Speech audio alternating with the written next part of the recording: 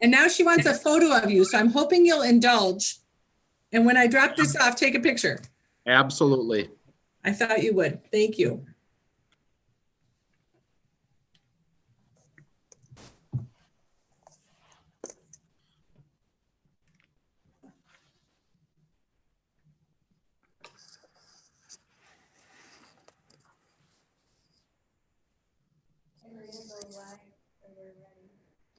We're still waiting for Nikki. I'd like to share that we have a mini blizzard going on here with thunder snow. Oh, geez. It's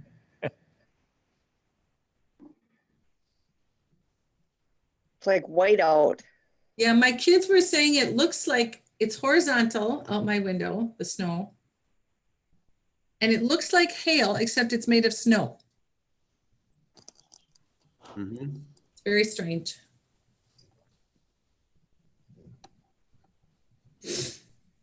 It's empty in the trees right now of the snow that's hanging on them. Mm-hmm.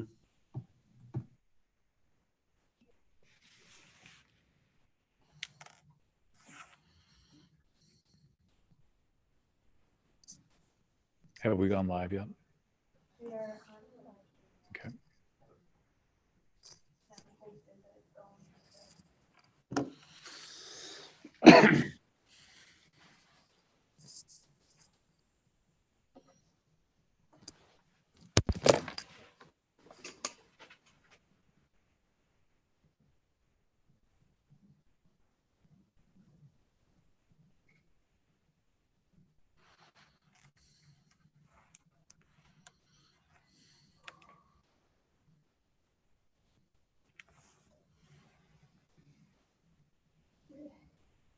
I got it, yeah.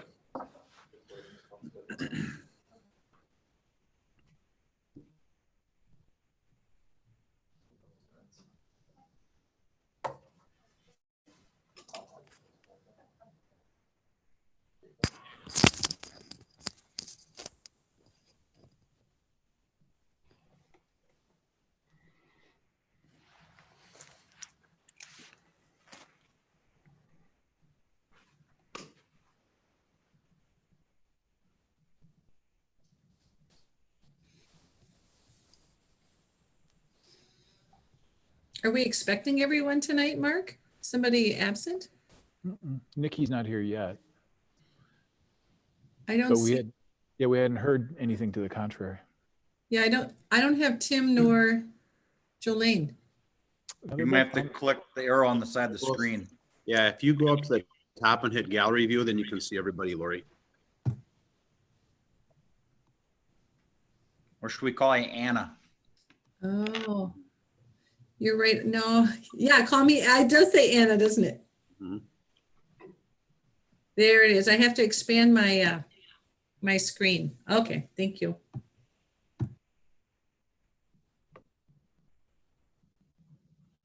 There's Nikki. Hey, Nikki. Can you hear us okay?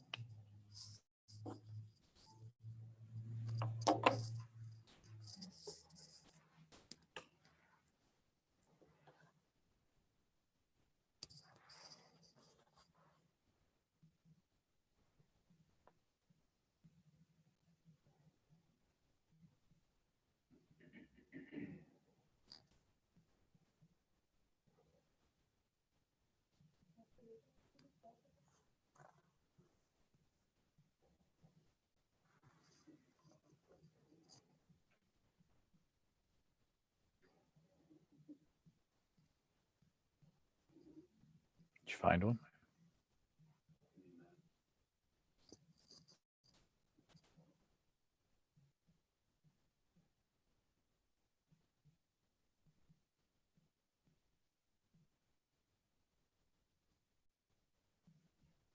Tell me when you're ready.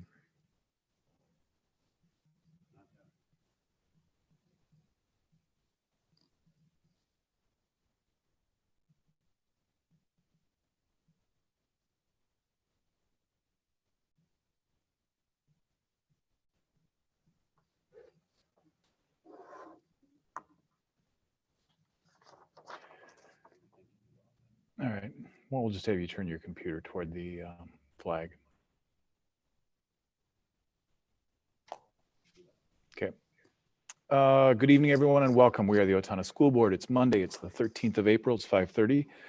We'll start with a special meeting, and then we'll make our way into the board work session. I'm going to call this meeting to order. And Eric, I'll ask you to do the roll call. Nikki,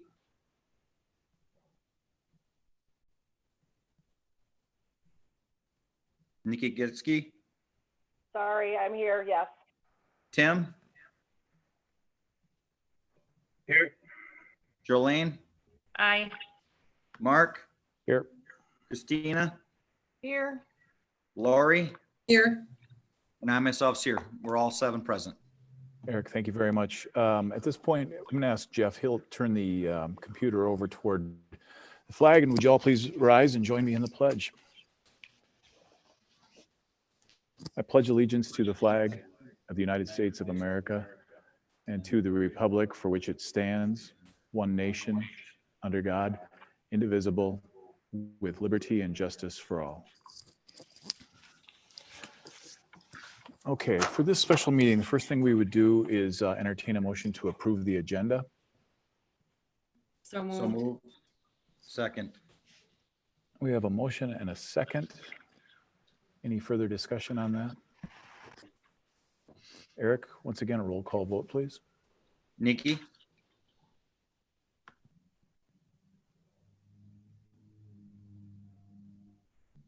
Aye. Tim, Aye.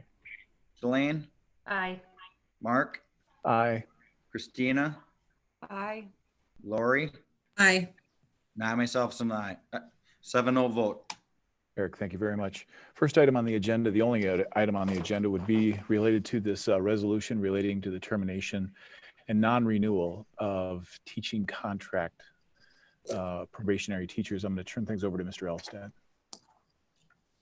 Thank you, Mr. Sebring and members of the board. What you're seeing here is something we typically do each year when we look at our teaching staff in accordance with the contract and any non-renewals.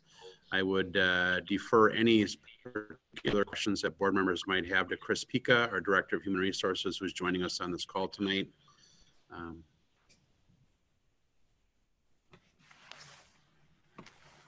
Anybody have any questions for Chris? I just have one. Chris, I've asked you this, I think, in the past.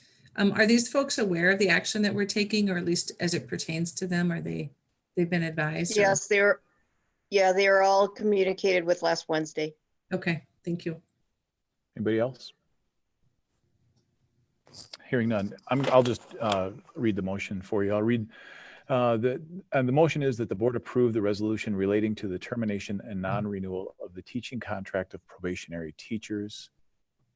Is there a second? Did you get that? Is it Jolene? Yes. Okay, yeah. It's been moved and seconded. Eric, a roll call vote, please. Nikki, Aye. Tim, Aye. Jolene, Aye. Mark, Aye. Christina, Aye. Lori, Aye. and I myself's an aye. 7-0 vote. Motion carries. Thank you very much. That was the only item that we had in terms of the special meeting tonight. So I'll make the motion that we adjourn the special meeting. Seconded. Eric's got the second. So it's been moved and seconded. Eric, one last time, roll call vote, please. Nikki, Aye. Tim, Aye. Jolene, Aye. Mark, Aye. Christina, Aye. Lori, Aye. And I myself is an aye, 7-0 vote in favor for the adjournment from the special meeting. Eric, thank you very much. That draws the meeting to a close. I'll let the time reflect that we closed that meeting at 5:34, and then we'll use 5:34.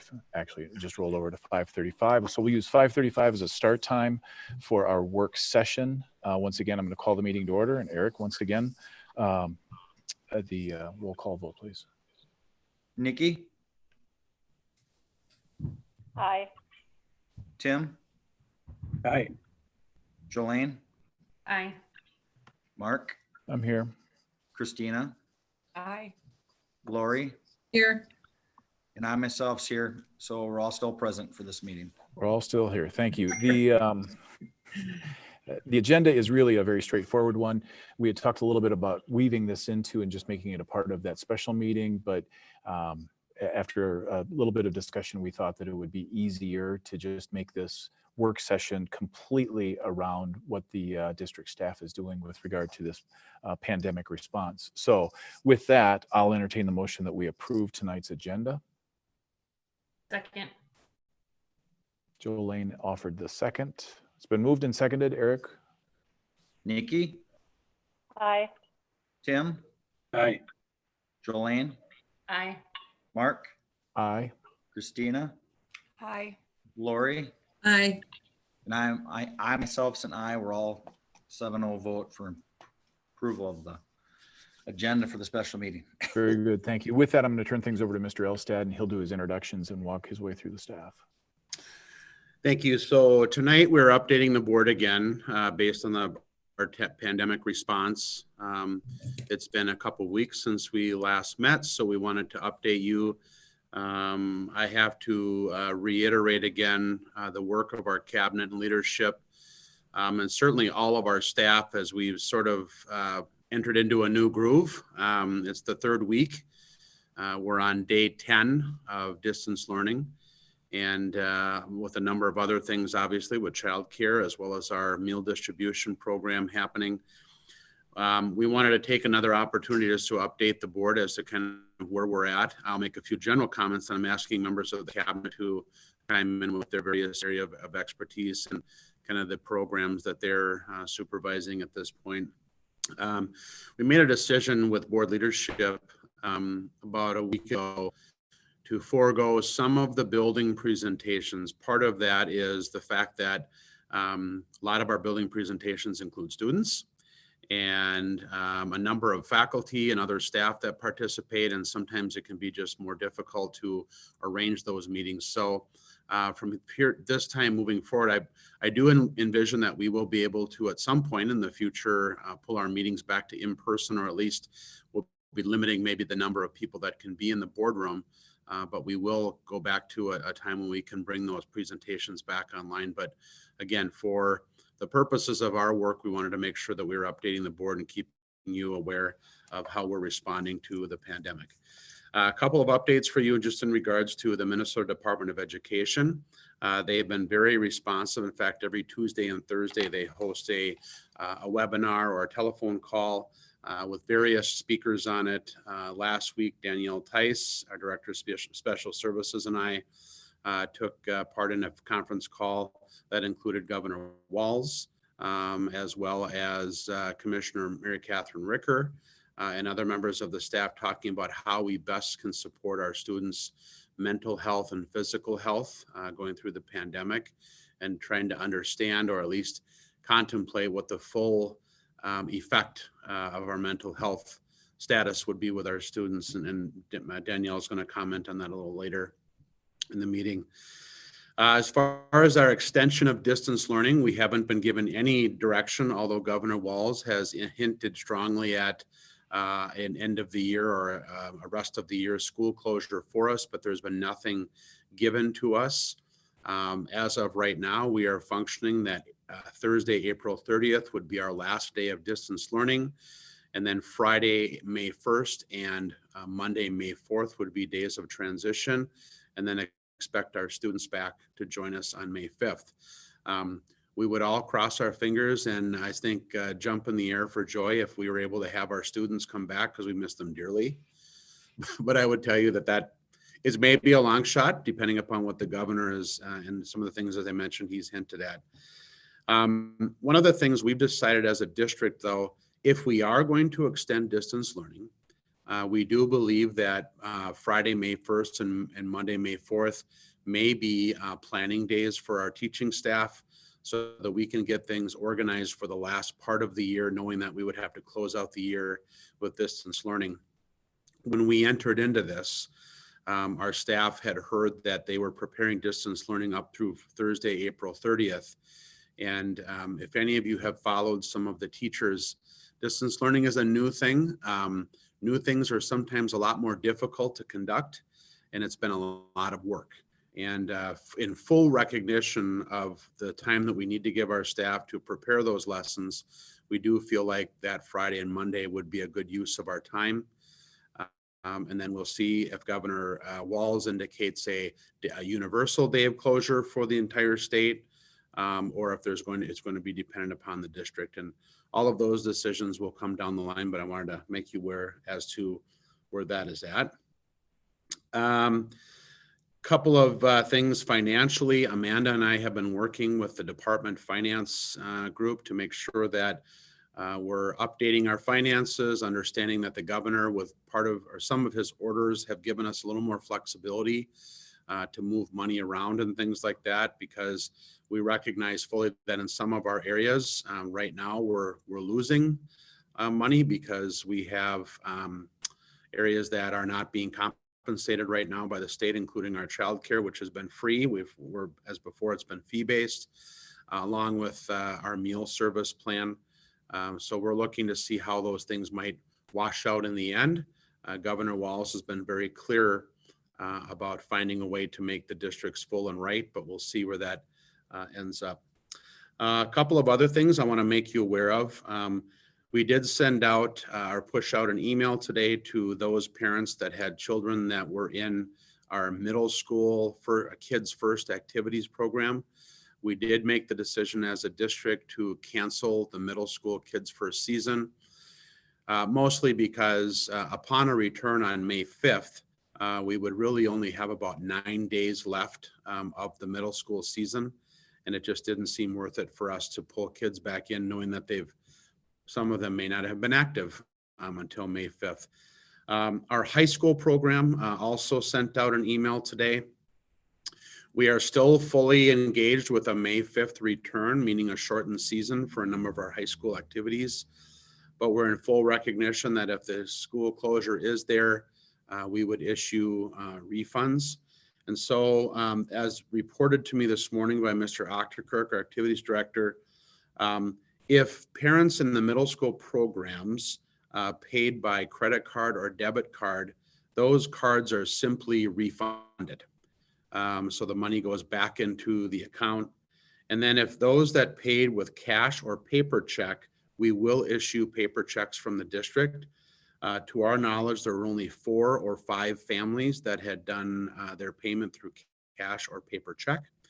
And then with the high school, there were 16 families that have done cash or paper check. The rest were all done through debit and credit cards. And again, if in fact the high school season is canceled, we will make sure to credit those accounts accordingly. And the last thing is just another piece of great news and how the community continues to give.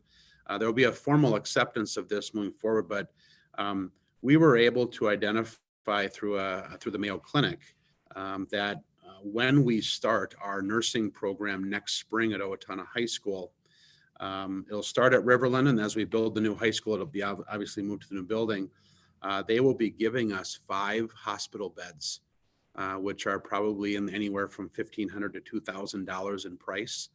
And they're giving us those as part of their extension to make sure that, and their excitement, I guess, around a nursing program and how that might help our medical field within Owatonna. So with that, I will stop and I would entertain any questions you might have in general. And then I'd like to walk through some of the updates from the pertinent cabinet members.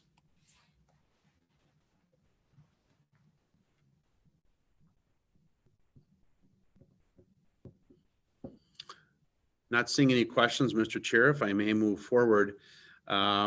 I would ask if Michelle Krell would please give us a quick, or give the board a quick update on our distance learning program. Well, good evening, everyone. Well, as we enter into our third week of distance learning, the feedback from staff and from families is that it's going well, and relationships obviously remain our number one focus. Our teachers and our principals have been working really, really hard to continue to make those connections, to support students, to provide some of that ongoing feedback. We recognize that learning needs to be fun, and our teachers have been so very, very creative to come up with opportunities for students, whether it's, bring your pet to school day, or some of the fun things, some of the fun videos you've probably seen online, some of the creative posts. I think that what we're seeing is innovation at its best. And when we've been thrown into a situation, it's been so amazing to see our staff work so tirelessly to make sure that, we're doing everything we can. And the innovation and the problem solving that we've had to go through to be able to get to this point has been absolutely phenomenal. So I can't ask for a better team. So very proud of everyone. But, bottom line is we miss our kids. We miss our students. We wish they were back in our classrooms. Just some facts for you. We've issued 2,100 school Chromebooks for distance learning for students. 20 hotspots have been issued. Our technology and innovation team has answered hundreds and hundreds of phone calls via their hotline to assist students and families on online learning. We are down to just having 46 elementary students who receive paper copies of our distance learning materials. And of those students, we've kind of dug down to figure out exactly what are the barriers. Of those, we have 18 families without internet access at this time. And so we're constantly working at trying to figure out how we can provide internet access for those families. And some of those families are just preferring, some of these other families are just preferring paper copies because it just works out better for their family. So we're here, so you can see that almost 5,000 of our students are either online or they're receiving the necessary paper copies to make it work for them. All of the K-8 students and some of the 9-12 students are using Google Classroom as their platform, their learning management platform. The ALC and some of the 9-12 students are using Schoology. You might have recalled last time we talked that Schoology was having some glitches, but I believe that it's now fully functioning and working well for our students. All of our K-5 classrooms are using the same format, and so grade level teams are working closely together on their reading and their math lessons and their content to create it so students have a very similar experience. We want to make sure that your address doesn't dictate the kind of education you're getting in Owatonna, regardless of whether we're in distance learning or we're in the buildings. Then our PE and our music and our specialists have worked really hard to create lessons and activities that are very family friendly. That can even actually, like our FIAD teachers are working on activities that what does a kindergartner do, what does a first grader do, and so on. We're doing that as well in math for our math warm-ups. The middle school, we've divided up those classes into certain days, so students aren't having assignments in all of their classrooms in one day. And so I think that that's been really manageable for our students. There's been a lot of very creative assignments and ways that teachers are connecting there, as well as our 9-12 students. They are actually running their current schedule of classes. So we continue to update our family website with any changes that we might make or decisions. Obviously, we're ever evolving as we're going through this process and learning from not only ourselves, but our colleagues around the Big Nine and around the state. We've also had our teaching and learning team has worked extremely hard to help support the learning that's going on in all of our classrooms. This week and next week, our teaching and learning team and our technology and innovation teams are providing some ongoing professional development around things like Google Classroom, Screencastify, and online tools that will assist them in their instruction. We did that all fast and furious in the first 2 days, but now we're coming back and we're revisiting that. We're giving an opportunity to advance their skills using those platforms, and then also opportunity for question and answer. I've give a shout out to our multilingual success coaches. They've been working so very, very hard to help our multilingual families navigate this challenging situation. And I think that they've worked tirelessly in supporting families, whether it's a technology issue or understanding what's exactly needed, making connections with families, doing translations and interpretations, making phone calls. The list is endless. So we're so thankful to have them. And I just have to say, our staff's been amazingly creative, from virtual music lessons to, teachers reading books or doing performances or performing science experiments or labs. They've really worked and embraced technology. And I have to say that we've come so far in such a short amount of time. So it's truly been an all hands on deck. Like all of our staff members are working together to make things work. So teachers and administrators have been responsive to our families and their needs.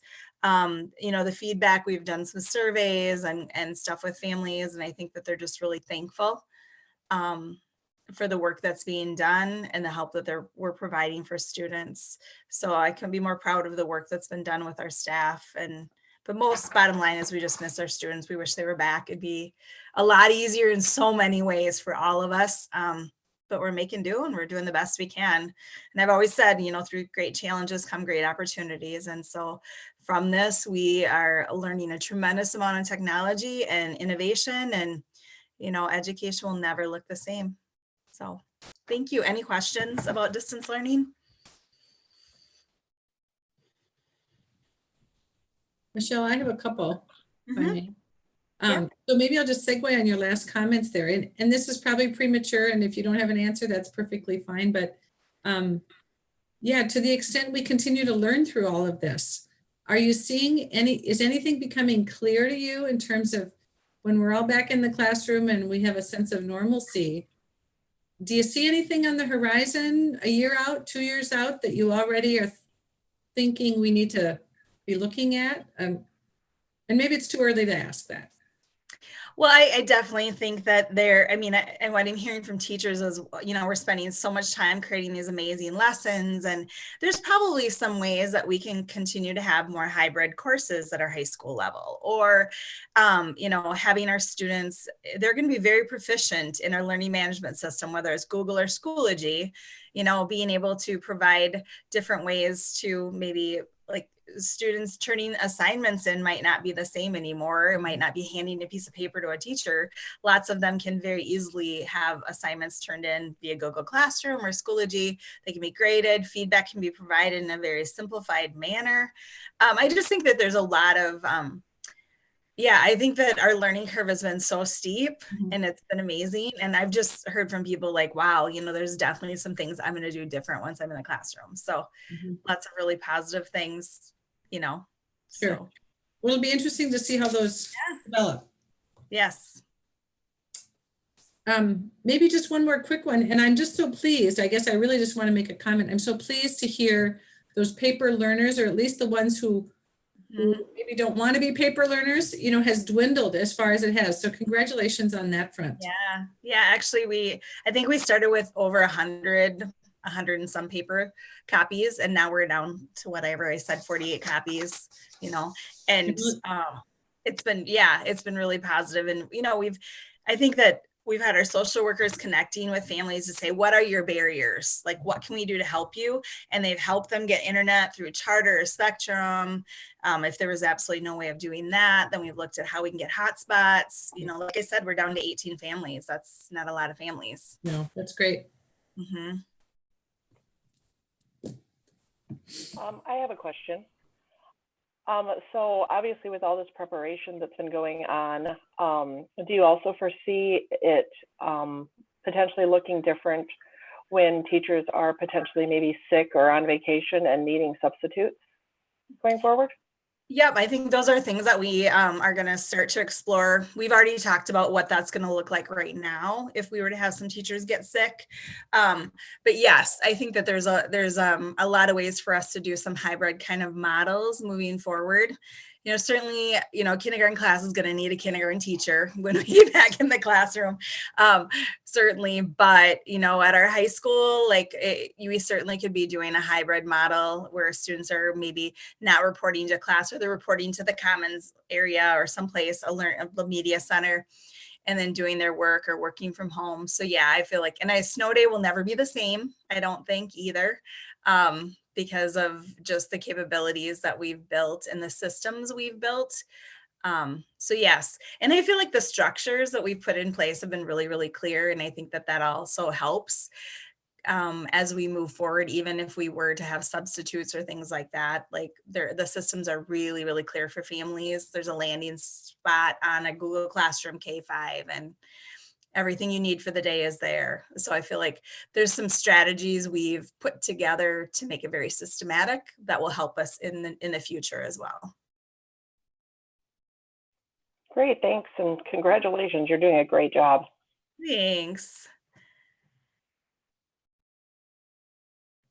Any other questions?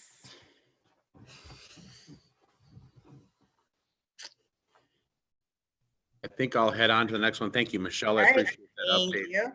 And I can't say enough good things about all of our cabinet workers, or members and district leaders, but certainly they've all been kind of towing what they need to tow, and really just not finding a lot of barriers. We have a new phrase around here, which is "what's next?"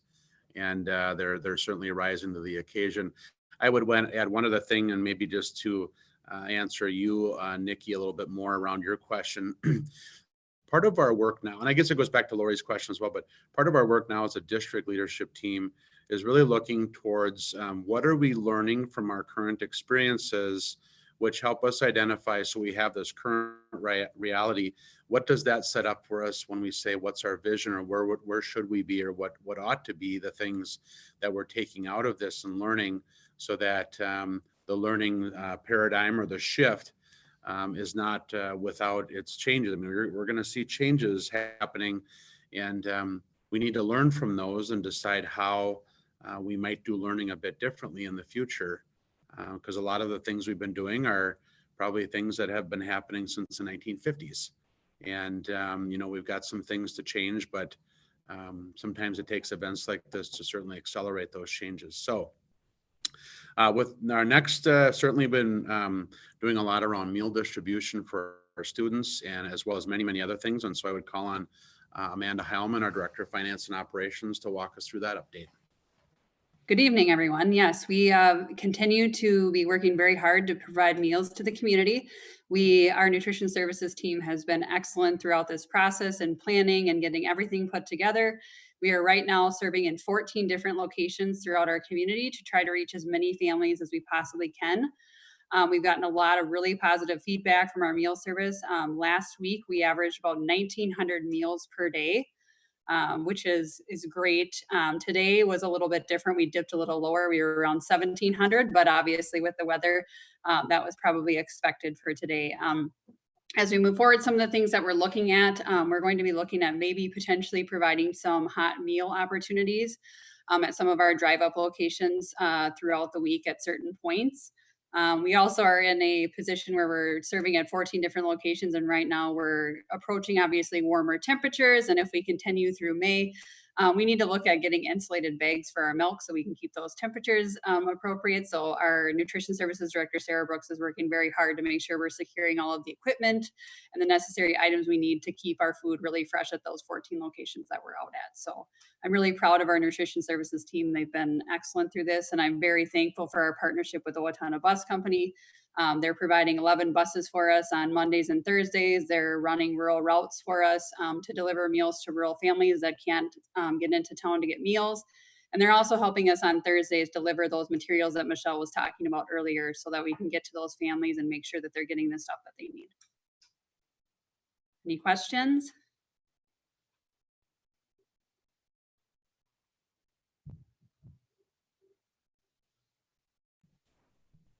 I don't see any. Thank you, Amanda. I appreciate that thank you. update. And again, it's amazing. We all get an opportunity because Amanda has assigned the district leadership to different locations when we're handing out meals. And I think most of all, the kids just want to see us. They like the meals, no doubt, but they want to see us, which is pretty cool. So at this point, obviously, we're still providing childcare for our families that are what we call tier 1, tier 2. So either emergency or other critical workers to our community. And Deb McDermott Johnson has been leading that area up. So Deb, I'll turn it over to you. Sure. Good evening, everyone. I hope there's not too much of an echo. I'm sitting out here in the foyer of McKinley. I lost track of time, couldn't get back to Roosevelt before our meeting started. So we're keeping the vacuum on the other side of the walls. So hopefully we won't have to listen to that. You know, our numbers are continuing, actually are staying quite stable. For a community our size, the number of families accessing our site are significantly lower than communities our size across the Big Nine. So we're currently trying to get some understanding of what that means. Right now, we believe it's a lot of our families appear to have more options, perhaps for the care of their children than some of our community counterparts in the Big Nine. With the governor expanding his definition of a tier 2 employment, we are starting to see an uptick in inquiry calls.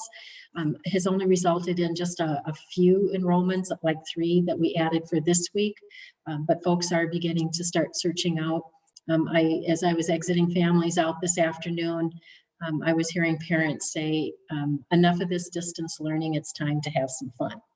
So I think that's going to be driving some of our families back into a general care site for us. One of the things that has changed since the last time we visited is that the CDC's recommendation for wearing masks has changed slightly. While they are still not recommending masks for children, they are now moving from recommended to encouraging our adults working with children to wear a mask during the day, particularly cloth masks.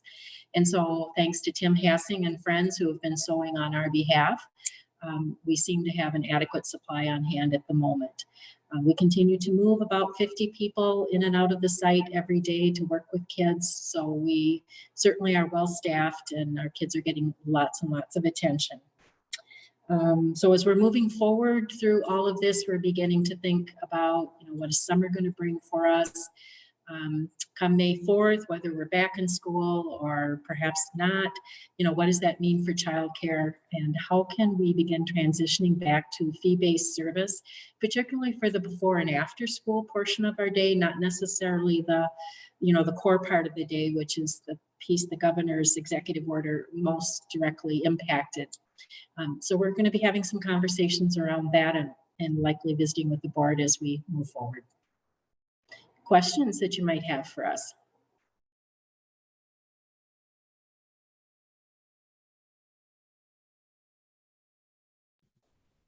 Okay. Debbie, thanks, Deb.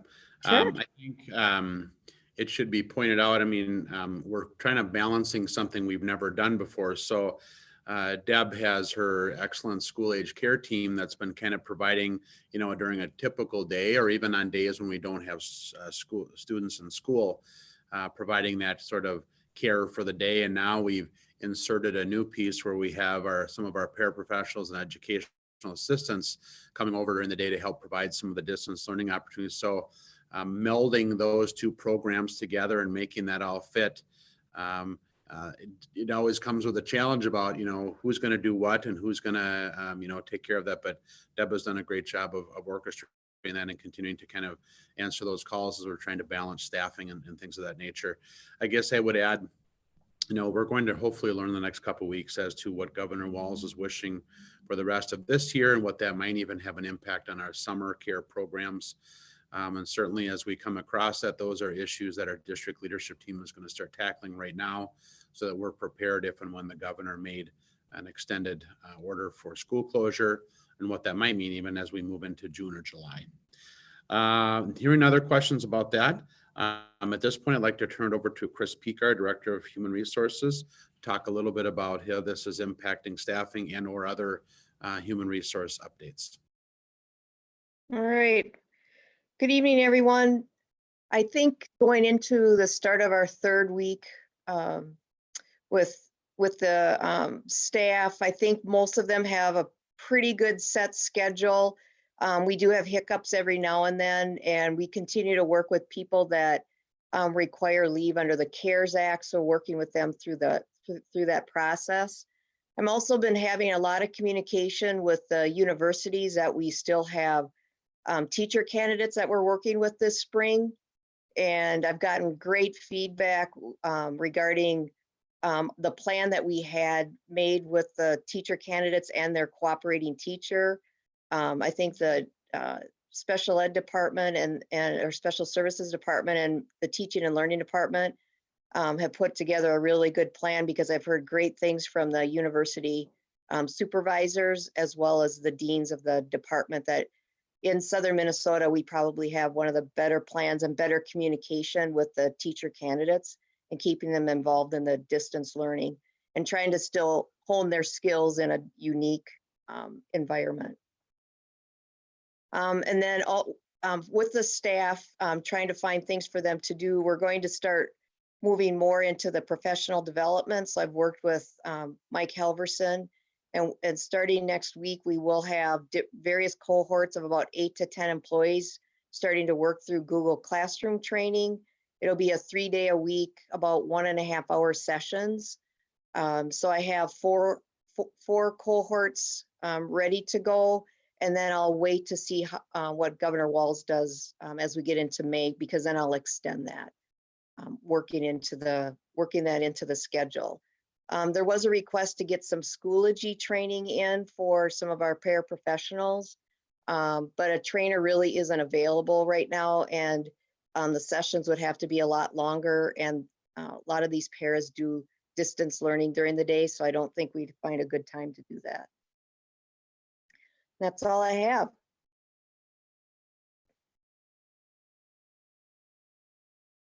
Oh, I should say also, we do continue to go through the hiring process. The hiring process looks a little bit different, but I think we have about 4 more positions that we have to fill, and we have interviews scheduled or screenings scheduled for a few of those positions.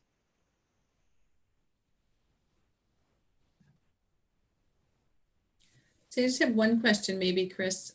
We haven't talked about this for a while, but I know we often see a lot of the retirement announcements earlier in the year. I think it's like February, March. Isn't there a little bit of hopefully a Correct time when they? Yeah, we haven't received that many this year. That's what I wondered. Retirement notices. Okay. I was just curious what you're seeing, or if you're still getting any, or what kind of turnover we're seeing.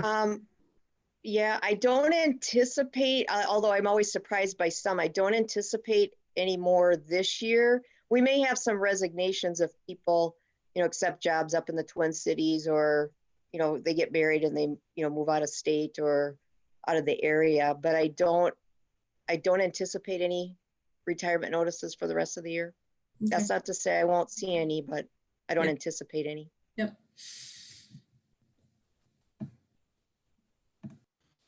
I would just add a couple of things. Chris has worked really hard as our representative from the district on a couple of different grants for our school district.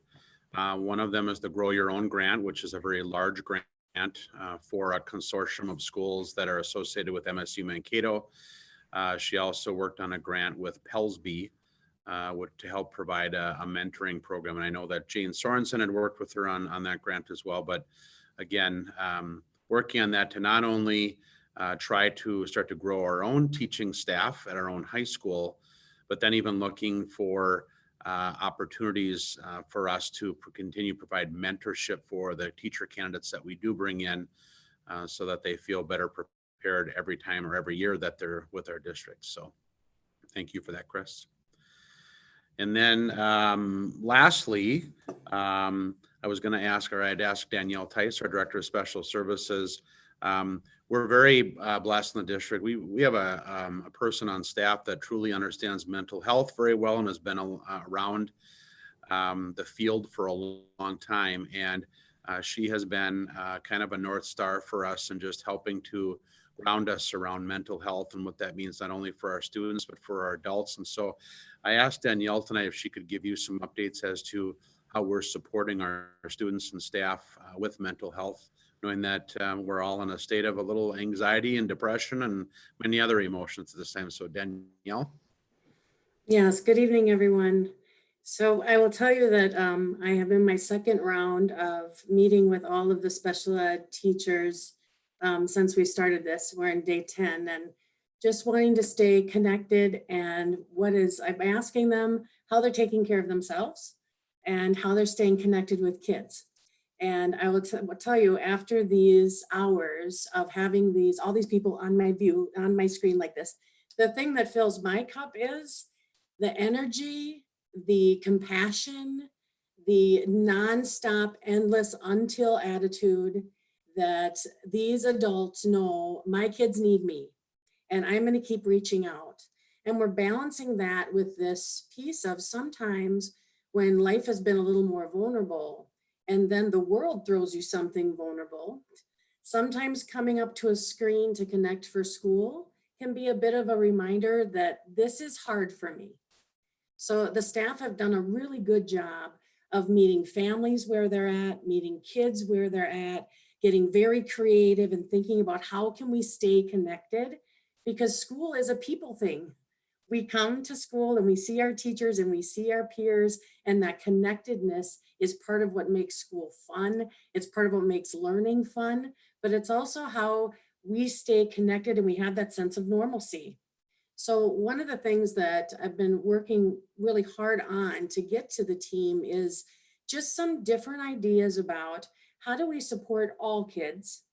And then what are some specific things that we can do for our kids that maybe have been impacted by trauma prior to the pandemic and have some predetermined thoughts about predictability and safety and what does this all mean for me?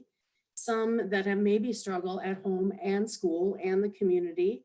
And this has kind of shaken their world up a little bit more.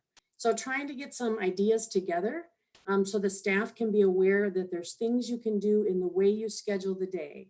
There's things you can do in the way you use your face and your hands. We can celebrate, we can elicit joy, we can laugh together. We can do high fives. I'm learning this right here. So we can be interactive and we can still feel that presence of this staff member that gives me joy and that I've been working really hard to feel a sense of safety in school.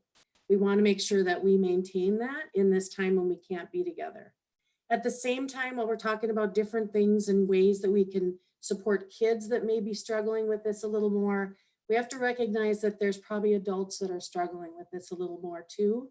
And some of them might be some of our staff members. So also delineating some ideas and some guidance for the staff members of how are you taking care of yourself?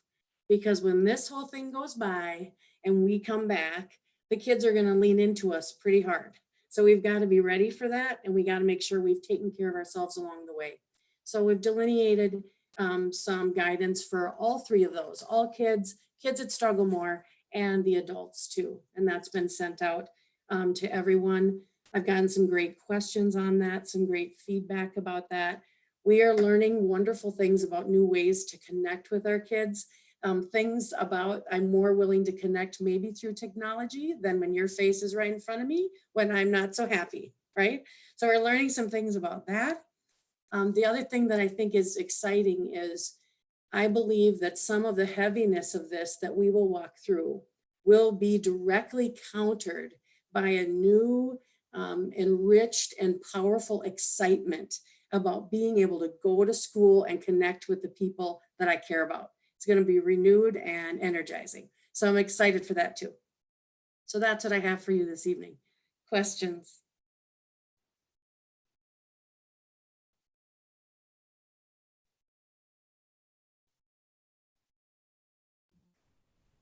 Okay, I'll just end with jazz hands then. Jazz hands. Thank you, Danielle. I think that's something that, again, we're lucky as a school district that we continue to keep those thoughts around mental health in our space because they help kind of guide the work we're doing, and they offer a constant reminder that how we're serving our kids is certainly the most important, and those relationships that we put first all the time are ever present. So thank you. So I think that's all we have for an update, pandemic response update tonight. At this point, I would open up for board members if you have questions of any of us. I know that you introed all of this. Were there any other thoughts, or was there anything else in particular that you wanted to share tonight in addition to your cabinet? You know, I don't think I have any other updates. Obviously, the district leadership team will spend time now preparing for what could be a couple of different contingencies based upon the governor's next announcement. We begin our work on that tomorrow. Although I would say we've been working on that for probably 2 weeks now, what our response would look like. And so we'll continue to kind of have a couple of different contingencies ready to go so that when we come time to communicate with families and with our community, that we're fully prepared to do so. And again, my hat's off, because I think to all of the moving parts within this particular ask of our public school system. And it hasn't been without its frustrations and challenges at times, but boy, I'm just really proud of the work that people have done. And that what we believe we put out there is probably the best we can do right now. But we also know that being with our kids is probably the best medicine we could all have right now. So lastly, I forgot to mention this. Every Monday night in April, we are lighting the Owatonna High School football field lights. This is in honor of our 2020 seniors. So there's a lot of 20s in play here, so follow along with me. So every Monday night at 8:20, which if we go by the military clock is 2020, we will light the football field lights for 20 minutes. And if you saw some of the tweets and so on, the scoreboard is lit up and got 20s all over the place on the scoreboard, but it's pretty neat. Last week, I would say we probably had 30 or 40 people that kind of drove by or walked by and took pictures. And my guess is that we may have that number again or more tonight, but it's really just to honor our seniors. And I've had a number of questions about graduation from community members. And right now we don't know. In fact, right now we're planning on having commencement at the Four Seasons Center at 2 o'clock on Sunday, June 7th. And if that changes, we are going to do our best to try to do an in-person graduation of some kind so that we can honor our seniors that have worked so hard to get to that point in their careers. So I don't have anything else, Mr. Chair. Any members of the board, if you don't have any other questions, that's all I have for report tonight. Doesn't appear as though anyone is unmuting themselves. So for item 4 tonight, which is board forum, I'll start at the top of my screen. As you appear on my screen, we'll go around the horn. Lori, do you have anything? No. Eric? Christina? Christina, you have anything? No? Nope. Okay. Tim? Jolene? Nikki? Nope. Okay. The only thing that I have for board forum, do you folks, board members, do you receive the C update from, is it Deb Griffiths? Yeah. Do you folks get it? I do. I'm seeing some affirmation. Because there was a fair amount of information that we heard tonight from the cabinet that it's really consistent with what Deb Griffith is putting out in her C update, information that's coming from the Capitol. So if you're not getting it and you'd like to see it, I'd be happy to pass that along. With that, I have nothing more. I'll introduce a motion to adjourn. So moved. Second. Did you get it? It has been moved and seconded. Eric, one last time. Yep. Nikki, Aye. Tim, Aye. Joanne, Aye. Mark, Aye. Christina, Aye. Lori, Aye. and I myself, 7-0 vote. That motion carries. Folks, thank you again very much for a productive meeting, and stay well, stay safe. We'll talk again soon. Thank you. Good night.